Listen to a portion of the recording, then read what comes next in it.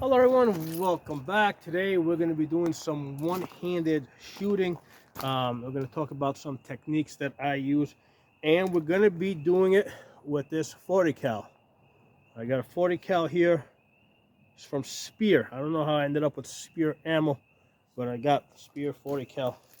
Usually I buy cheap crap, but however. Anyway, the reason why I'm shooting 40 cal today is because I got this beautiful slide in this week from Hooper Gunworks in the 40 cal.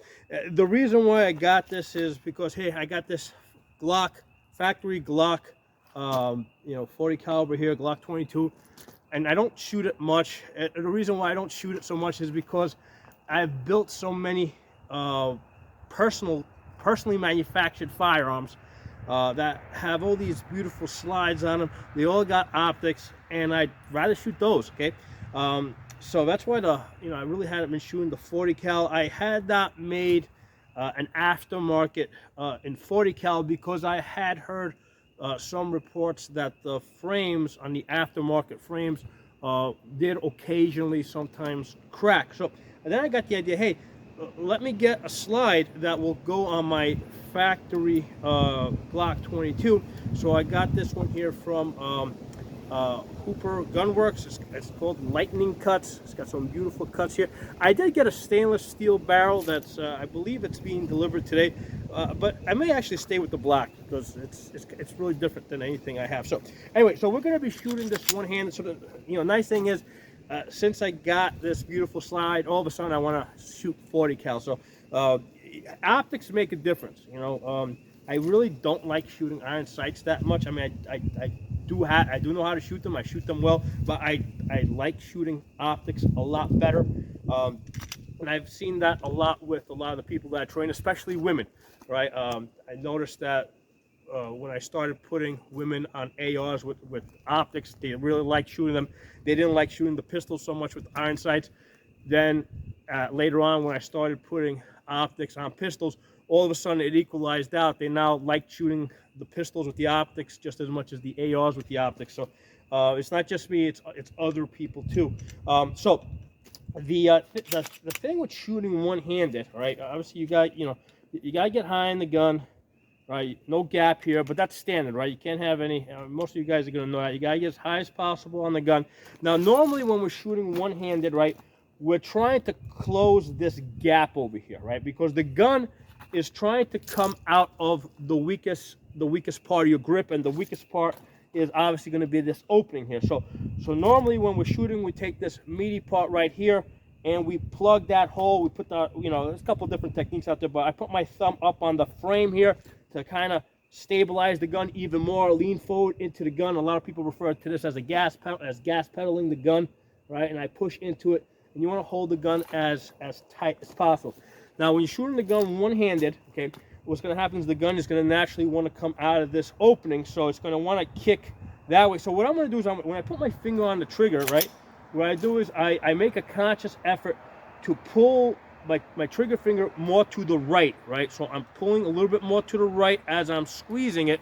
And you know what? It feels like I'm pulling to the right. In fact, I'm actually pulling it back straight. Now, what happens when most of us first start shooting? We've seen so much television and nonsense that people naturally want to put their whole finger through the gun like this. Okay, so when we first teach people to start shooting, we say, hey, no, get that big finger out of there. Just put the soft part of your finger on the trigger, right? You put the most sensitive part of your finger on the trigger. So we teach people to shoot this, right, instead of that. Okay, and what happens is, because of this, now they tend to push. When they're shooting, they're pushing the gun more to the left. So then what I find is I have to make more of an effort to teach people to it almost feels like they're pulling the trigger more to the right. In fact, they're pulling it back straight, okay? But you get that sensation in your finger. It does also depend on the size of your hand, but I get a sensation that I'm pulling it a little bit more to the, I'm pulling it to the right. But the main thing is that when you press your trigger, and this is really easy to see with optics, right? When you put your finger on the trigger, especially with this gun that has an optic, I put my dot on the target. When I press my trigger, okay, I don't want that dot to to move off of the target. Now, actually, with this gun, I got the 32 MOA circle, right? I got the Holosun 507C. So I'm going to put my finger on the trigger, and the goal is when I press that trigger, I don't want that big circle to move off the target. Now, with the 40 cal, it's going to want to move a little bit more. So again, the gun is trying to come out of the weakest point in your grip, right? So you have to make an effort to, to control that. You're steering the gun with your finger. That's a good way to think of it, right? This is how you steer the gun. So a lot of times people will squeeze the gun the trigger finger too hard, and the gun will roll down, right? So if you see your bullets going low, or if you look in your optic and you see your circle getting pulled down, it's because you're squeezing too hard. Or if you see it going to the right, it's because you're yanking too hard to the right. Or if you see it going to the left, you're pushing it too hard. So you want to put your optic on the target and press it so it does not, so that circle does not come off target. And that's the same if you're shooting rifle. When I'm shooting, at 200-300 yards, I put my dot on the target. Okay, even though I can't see the bullet holes, right, on a piece of paper that's 200 yards away, I can usually tell how good my grouping is going to be even before I get out there to check the target, because I know when I was pulling the trigger if my dot moved off the bullseye, right? If it jumped left, jumped right, because usually with the rifle, what I want to see, like if this is my target, right, my dots here, I want it to look like this: boom, boom, boom, boom. Not boof, boof, boof, boof. If I see my dot moving left, right, it usually means I pulled it. So you want to just recoil up a little bit and then come right back down on the target. Same thing with the pistol, right? You want it to, there's going to be some recoil, especially with the 40 cal, but you want it to not basically come off the target. You want it to stay on target. And we're using our finger to steer the gun, right? That's how we're controlling the gun. Now, I'm going to shoot this both right-handed and left-handed. Okay, so when I'm shooting right-handed, I'll come on this side so you guys can see me. Right?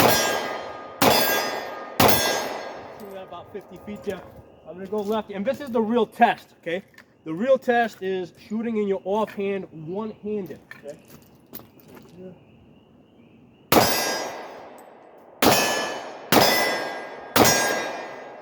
Start moving around a little bit.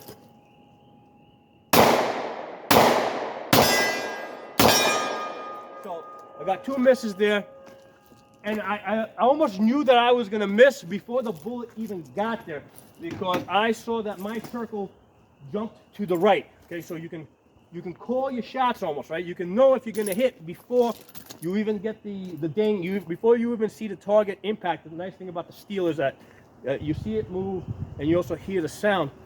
But before the bullet even got there, I knew I was going to miss those 2 shots because I saw my circle jump to the right. Okay, so again, practice a lot with the left hand. If you get good shooting one-handed, you'll be even better when you're shooting two-handed in your strong hand, right? But practice shooting left-handed too, with both hands, right? And then also one-handed like this, right? Practice coming out, practice, moving around, okay? I'll be able to go out, get that dot on target. I really don't like the 2 MOA dots on pistols. I like the 32 MOA circles or the 10 MOA chevron, right? The dot's just too small. The 10 MOA chevron on the 507 ACSS is really nice because you got that big 250 MOA circle around it. So if you come out and your alignment is really off, you can find it. Like this time I intentionally came out really off, and then if you're really off, like if I come out like this, right, you basically I gotta go back to my iron sights in order to reorient the gun, right? If I come out in an awkward position, there's lots of reasons why you might come up in an awkward position. You might be moving on uneven ground, and you may not punch straight out. Okay, but if you got the 507 ACSS with the big 250 MOA circle around it, that's going to help you guide it to the center. And the other thing is with shooting one-handed, when you're doing your presentation, think of punching, right? You punch the gun out, right? You've been pointing at things your whole life, right? you know, you practice shadow boxing, right? So the same way you punch out, right, with your hands, you punch out with the gun, right? Punch outs to the target, right? Straight out. No, you're not casting, you're not fishing, you're not bowling, right? You're punching. You're punching straight out, you know, like a jab, right? Just like just like the boxer's gonna jab. Like I used to teach boxing, so same way you're gonna jab out, you go straight out, right? Straight out, and your dot's gonna be on target. Okay, straight out. All right, so I hope you guys enjoyed that. And again, the main thing I wanted to mention here is when you're holding the gun one-handed, right? This is the weakest point in your grip. The gun is trying to come out of that hole. You're gonna offset that with your trigger finger by pulling in the opposite direction in order to offset the fact that the gun's trying to come out of this weak point over here. And that's gonna keep your dot on target. So hope you enjoyed that. Find me on Odysee. All of my videos have transferred over to Odysee. It's like a total of 1,480, okay? Over 1,400 videos are now on Odysee. I wanted to get them all over there because, you know, YouTube's been playing funny games here with deleting videos and giving strikes and that kind of stuff. So everything's over on Odysee. You can find me there. I also have backup channels here on YouTube. Look up Absolute Guns. Look up Pocono Shooting, the backup channels. On Odysee, I'm Pocono Tactical. So thanks for watching. I'll talk to you guys soon.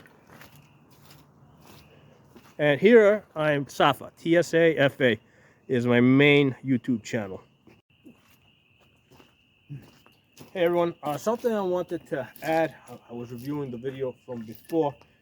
When you're shooting two-handed, right? Like I said, you get as high as you can on the gun so the gun can't roll back. Meaty part basically fills in this hole over here. Thumb goes over here. Now, on some guns, you may not be able to do it. The gun might be too small. There might be buttons there, whatever. On some guns, you may not be able to do it. On other guns that have safeties, your thumb sometimes may need to ride on top of the safety in order to push down on it and make sure the safety is off, right? Like a 1911. Or if it's like a Beretta 92, your thumb goes under the safety, pushing it up, because that's the safety on that gun works in the opposite direction. So if you have a safety on your gun, generally your thumb is going to be riding on that safety in the direction to make sure that it's not on. Okay, so whatever the off switch position is, that's the direction that you're going to generally putting your thumb in. Okay, so on a 92, thumbs up. On a 1911, it's thumb down on top of the safety. All right, but anyway, the thing I really wanted to mention here is grip the gun here, meaty part fills the hole, thumb goes on the frame over here, right? This hand basically controls the gun, right? The off hand controls the gun. The other hand, your main hand, that controls the trigger, right? So when I'm shooting two-handed, the main job of this hand is to basically control the fire control group, right? The finger, the trigger group, right? This hand over here, that controls the gun. That's how I explain it to people when you're shooting two-handed. This is the hand that controls the gun, all right? And you want your grip to be consistent throughout your shooting. So before, during, and after the shot, you want to have the same grip. You don't want to loosen up between your shots. You don't want to go bang and then loosen up, bang and loosen up. That's one of those things I've seen with a lot of beginners, okay? You want to be consistent throughout the whole shooting. Bang, bang, bang, bang. Your finger, your left hand is going to be consistent on the grip. The way to test this or to examine this is you videotape yourself. All your cases should be ejecting like in an arc and landing in the same spot to your right, okay? If your cases are going off in all these different directions, it means that your grip is inconsistent throughout your shooting. If I'm shooting in this direction here and I got a cup on the table there, all my cases should basically end up in that cup, okay?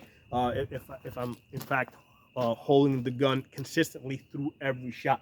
So I just want to clear that up because earlier I said grip the gun as tight as possible, but I didn't say which hand to grip it as tight as possible. That's the offhand, right? So left hand here is gripping it as tight as possible, all right? The right hand is firm, but not too tight, because if you hold the gun too tight, it's going to start to shake. So if you find that the gun shakes when you're shooting, it's probably because your grip is too tight. Okay, that's why your offhand is the one that grips the gun tight. If I'm shooting lefty, then the right hand is the one that controls the gun. Okay, so the funny thing is that if you hold the gun in your right hand, shooting two-handed, you're actually shooting left-handed. All right, if you're a lefty with the gun in your left hand, you're actually shooting righty because your right hand is the one that's controlling the gun, right? Right now, my right hand is the one that's really controlling the gun. The left hand is just controlling the trigger, okay? So that's how that works out. Now, if I'm shooting one-handed, obviously I don't have the option of, of getting a second hand on the gun. So I'm gonna hold the gun firm, but again, not so tight that the gun starts shaking, okay? I'm gonna hold it firm, and I'm going to control the fact that the gun's trying to come out of this opening here with my trigger finger, right? I'm going to apply pressure here to steer the gun and keep it where I want to keep it. And like I said, while I'm shooting, I'm focusing on my reticle to make sure it stays on target. If you don't have an optic, then you just focus on your front sight, right? So if you've got just iron sights, the problem with that is there's three things that you're looking at, right? You're looking at the target, you're looking at the front sight, you're looking at the rear sights. So there's three things. Your eye, just like a camera, can only focus on one thing at a time. Okay, so the thing that you focus on is the front sight. That means that the rear sight's going to be blurry, the target's going to get blurry, and you got to get really comfortable with this idea of shooting at blurry targets. Okay, the nice thing about the optics, single point of aim. I just focus on the target, right, and my dot is on the target. It's not holographic, but it's almost holographic. Okay? I just look at my target, I focus on that, dot is on it, or in this case, circle, 32 one-way circle, if I got a 10 one-way shot, whatever I got.